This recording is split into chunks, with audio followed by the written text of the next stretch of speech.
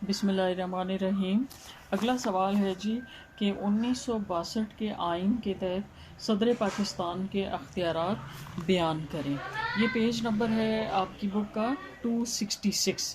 1962 کے آئین کے تحت صدر پاکستان کی حیثیت یا 1962 کے آئین کے تحت صدر پاکستان کے اختیارات۔ یہ تو آپ کو پتہ ہے کہ 1962 کا جو آئین ہے وہ ایک صدارتی طرز کا آئین تھا، جس میں زیادہ سے زیادہ اختیارات جو تھے وہ صدر کو حاصل تھے، اور باقی جتنے ادارے ہیں ایون کہ قومی اسمبلی، صوبائی اسمبلیاں، سب اس کے آگے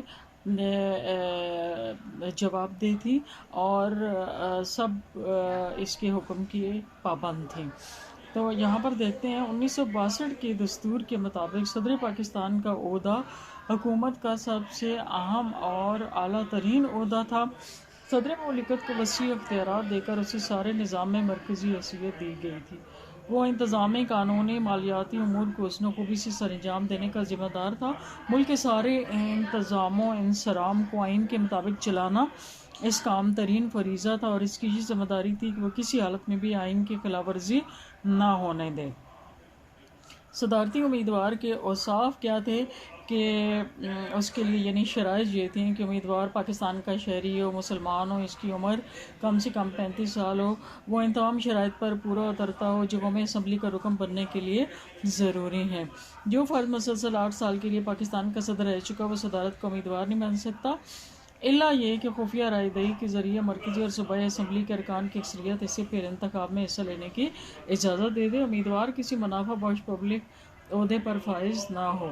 طریقہ انتخاب کیا تھا کہ 1962 کے آئین کے مطابق زیادہ سے زیادہ 3 صدارتی امیدوار ہو سکتے تھے، مطلب 3 امیدوار، زیادہ سے زیادہ، اس سے زیادہ نہیں۔ اگر اس وقت کا صدر بھی حصہ لے رہا ہو تو تعداد 4 ہو سکتی تھی، یعنی ویسے 3 ہے، اور اگر موجودہ صدر نے بھی حصہ لینا ہے تو پھر اس کے لیے ایک اضافی وہ تھا۔ اس میں یہ طے کیا گیا کہ انتخاب کے موقع پر اگر 3 سے زیادہ امیدوار درخواستیں دیں تو مرکزی اور صوبائی اسمبلی کے اجلاس میں ان پر غور ہوگا، اور اکثریت کے فیصلے کے ذریعے صرف 3 امیدواروں کا انتخاب میں حصہ لینے کی اجازت دی جائے گی۔ یعنی اگر 3 سے زیادہ لوگوں کی اپلیکیشنز آئی ہوئی ہوں تو پھر اسمبلی میں بحث کے بعد 3 لوگوں کی سلیکشن ہوگی نومینیشن کے لیے، امیدوار بننے کے لیے۔ صدر کا انتخاب بالواسطہ طریق پر 5 سال کے لیے عمل میں آتا۔ بالواسطہ کا آپ کو پتہ ہے کہ وہ جو سلیکٹڈ لوگ تھے 40 وہ ان کو اس کا انتخاب کریں گے 5 سال کے لیے۔ مواخذہ: صدر اپنی مدت میعاد ختم ہونے سے پہلے سوائے مواخذہ کے اور کسی طرح اپنے عہدے سے ہٹایا نہیں جا سکتا تھا۔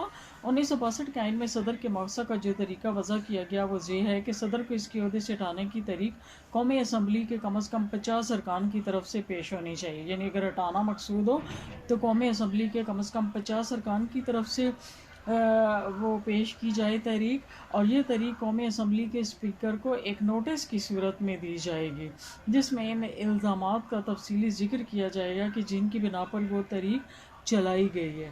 ٹھیک ہے، اسپیکر کا یہ فرض ہے کہ اس نوٹس کی ایک کاپی صدر کو بھی ارسال کرے، اور نوٹس دیے جانے کے 14 دن کے بعد اور 30 دن کے اندر اندر اس تحریک کو قومی اسمبلی میں فیصلے کے لیے پیش کرائے۔ یعنی نوٹس کی صورت میں اس کو، جیسے عدالت کی طرف سے ایک نوٹس ملتا ہے نا، ایک نوٹس کی صورت میں اس کو دی جائے، پھر جو اسپیکر ہے اس کی ایک کاپی صدر کی طرف بھیجے گا، اور 14 دنوں کے بعد اور 30 ڈیز سے پہلے وہ کیا کرے گا کہ قومی اسمبلی میں فیصلے کے لیے اس کو پیش کرے گا۔ مواخذہ کے نوٹس کا جائزہ لینے اور اس کے بارے میں فیصلہ کرنے کے لیے اجلاس منعقد ہوگا، اور صدر اس میں اپنی صفائی پیش کرنے کا پورا حق رکھتا ہے۔ یعنی وہ بتائے گا کہ جو اس کے اوپر الزامات ہیں کہ وہ کیوں ہیں یا اس کا کیا مطلب ہے۔ ٹھیک ہے، پھر مواخذہ کی کارروائی کے دوران صدر کسی صورت میں بھی قومی اسمبلی کو توڑنے کا اختیار نہیں رکھ سکتا۔ صدر کو معزول کرنے کا آخری فیصلہ قومی اسمبلی میں رائے شماری کے ذریعے ہوگا۔ اگر اسمبلی کے 3/4 ارکان صدر کو معزول کرنے کے حق میں رائے دیں تو صدر فوراً معزول ہو جائے گا۔ یعنی 3/4 لوگ اگر ہو جائیں اس حق میں اس کو معزول کرنے تو پھر وہ تب جا کے معزول ہوگا، لیکن اگر معزول کی تحریک کے حق میں آدھے ارکان بھی ووٹ نہ دیں تو مغزہ کے محرکین قومی اسمبلی کی رکنیت سے محروم ہو جائیں گے۔ یہ سوچنے کی بات ہے کہ اگر وہ مقررہ تعداد پوری نہ ہو تو وہ لوگ جنہوں نے اس کے خلاف ووٹ کیا ہے وہ پھر اسمبلی کی رکنیت سے چلے جائیں گے۔ یہ تو یعنی ایک ڈراوا تھا جس کی وجہ سے ڈیفینیٹلی کوئی بھی آگے بڑھ کے اس کے خلاف اس تحریک میں حصہ نہیں لیتا ہوگا۔ اگر صدر کی معزولی کی تحریک جسمانی یا دماغی وجوہ کی بنا پر کی گئی ہو، یعنی کوئی دماغی عارضہ ہے یا جسمانی طور پر کوئی مسئلہ ہے، اس وجہ سے یہ صدر کے طور پر کام نہیں کر سکتے، تو صدر آئین کے مطابق تشکیل کردہ میڈیکل بورڈ کے سامنے 10 روز کے اندر طبی معائنے کے لیے پیش ہوگا۔ یہ میڈیکل بورڈ اپنی طبی رپورٹ قومی اسمبلی میں پیش کرے گا اور قومی اسمبلی اس کی روشنی میں اپنا فیصلہ دے گی۔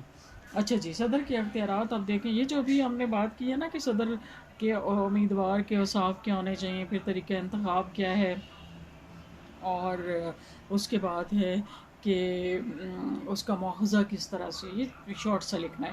ہمارا جو اصل پوائنٹ ہے وہ ٹاپ چیز ہے زیر بحث، وہ صدر کے اختیارات ہیں۔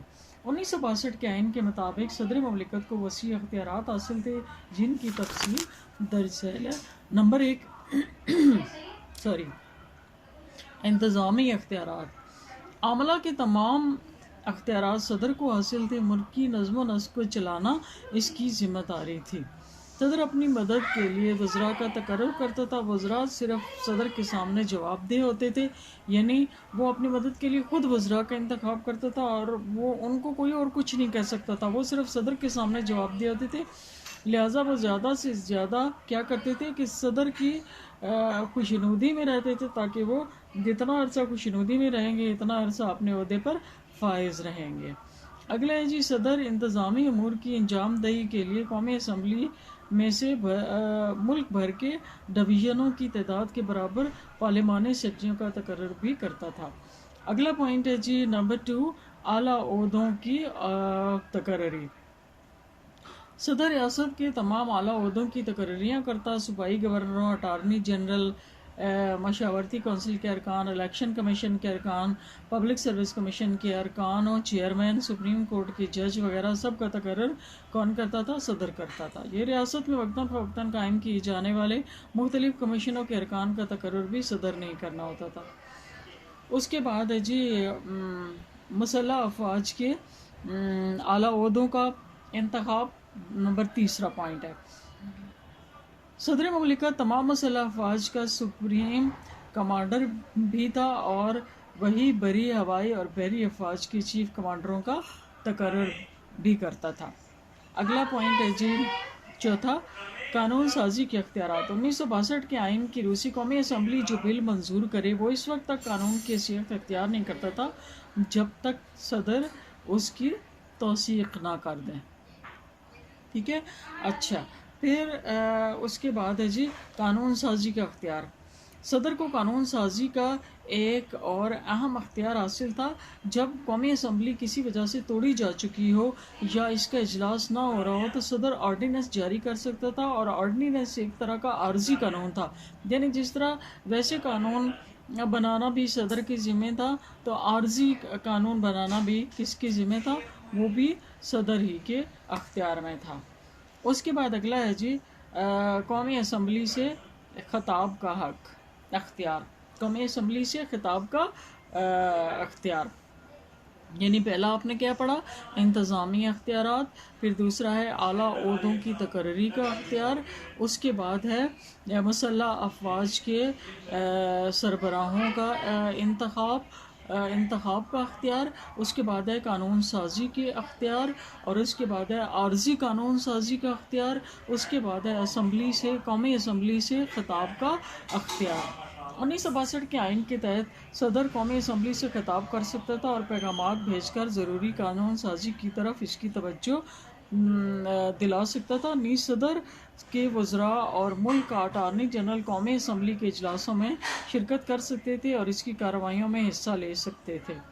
اگلا پوائنٹ ہے جی ہنگامی حالات کا اعلان کرنے کا اختیار، کہ اگر ملک کسی وجہ سے ہنگامی حالت میں ہو جائے یا ملک کی سالمیت کو کسی وجہ سے خطرہ لاحق ہو جائے تو صدر ہنگامی حالات کا اعلان کر کے خصوصی اختیارات حاصل کر سکتا تھا۔ ایسی صورت میں جبکہ بیرونی حملے یا اس کے خطرے کی وجہ سے اندرونی فساد وغیرہ اور اقتصادی خرابیوں کی وجہ سے یعنی اندرونی فساد وغیرہ پیدا ہو چکا ہو تو اس کو ختم کرنے کے لیے وہ کیا کر سکتا تھا، ہنگامی حالات کا اعلان کر سکتا تھا۔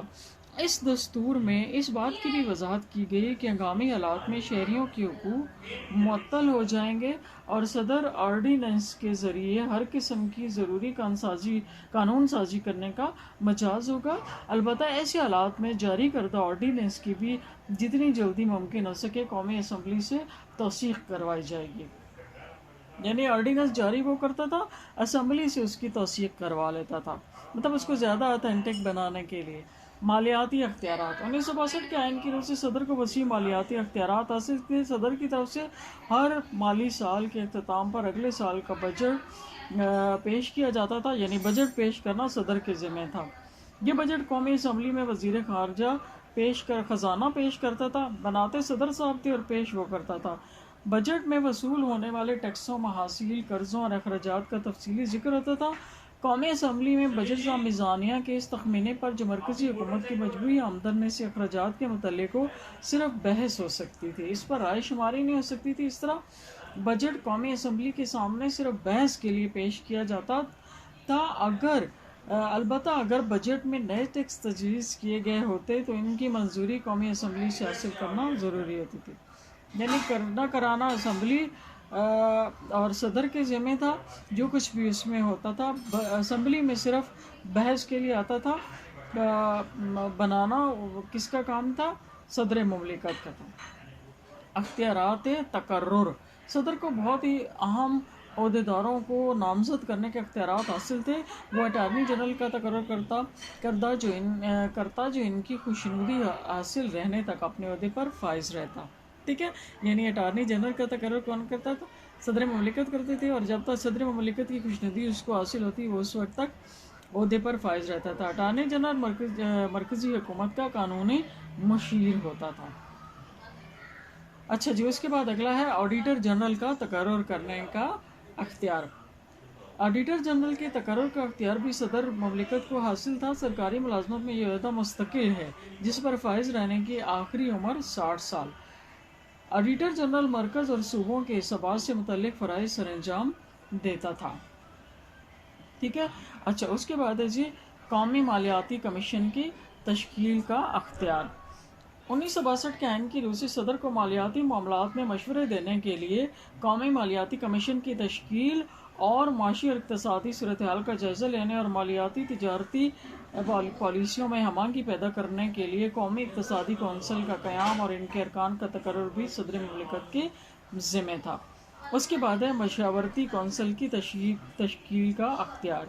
قانون سازی میں اسلامی اصولوں کی روشنی میں رہنمائی بہم پہنچانے کے لیے اسلامی مشاورتی کونسل کی تشکیل جو تھی وہ تشکیل کی گئی۔ اس کے ارکان کا تقرر بھی صدر ہی کے ذمہ تھا۔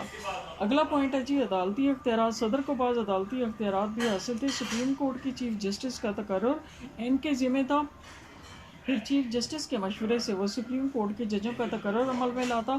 وہ ہائی کورٹ کی چیف جسٹس کا تقرر سپریم کورٹ کی چیف جسٹس اور صوبے کے گورنر کے مشورے سے کرتا تھا۔ مشورہ کیا، وہ ان سے بس اپنی مرضی میں ہاں ملوا لیتا ہوگا۔ ہائی کورٹ کے ججوں کا تقرر بھی وہی کرتا تھا، لیکن اس میں ہائی کورٹ کے چیف جسٹس اور صوبے کے گورنر کا مشورہ بھی شامل ہوتا۔ اس کے بعد ہے جی سپریم جوڈیشل کونسل کا تقرر۔ سپریم جوڈیشل کونسل کا تقرر بھی صدر کے ذمہ تھا۔ وہ اس کونسل میں سپریم کورٹ کے 2 سینئر جج اور دونوں ہائی کورٹوں کے چیف جسٹس شامل کیے جاتے۔ سپریم کونسل صدر کی ہدایت پر کسی جج کے خلاف عائد کردہ الزامات کی تحقیقات کرتی تھی۔ اس کے بعد ہے جی مجرموں کی سزا سے متعلق اختیارات۔ 1962 کے آئین کی روح سے صدر کو یہ اختیار بھی حاصل تھا کہ وہ کسی عدالت یا ٹریبونل کی طرف سے دی جانے والی سزا میں کمی کریں، اسے ملتوی کریں یا معاف کر دیں۔ ٹھیک ہو گیا. یہ والے ہمارے پوائنٹ ہیں جی صدر کے اختیارات. ایک دفعہ پھر آپ کو ہیڈنگز ان کے بتا دیتی ہوں. یہ بک کے اندر سے بنائے گئے ہیں، بس اس میں اضافہ کیا گیا ہے. انتظامی اختیارات. نمبر 2 اعلیٰ عہدوں کی تقرری کے اختیارات. نمبر 3 ہے جی مسلح افواج کے سربراہوں کے انتخاب کے تقرر کا اختیار. پھر نمبر 5 ہے قانون سازی کے اختیارات. نمبر 6 ہے قومی اسمبلی سے خطاب کا اختیار. نمبر 7 ہے ہنگامی حالات کے اعلان کرنے کے اختیارات. نمبر 8 ہے مالیاتی اختیارات. نمبر 9 ہے جی اختیارات تقرر. نمبر 10 ہے آڈیٹر جنرل کے تقرر کا اختیار. نمبر 10 ہے قومی مالیاتی کمیشن کی تشکیل. نمبر 11 ہے اسلامی مشاورتی کونسل کے ارکان کا تقرر. اور نمبر 12 عدالتی اختیارات. نمبر 13 ہے سپریم جوڈیشنل کونسل کا تقرر کا اختیار. اور نمبر 14 ہے جی مجرموں کی سزا سے متعلق اختیارات. ٹھیک ہو گیا.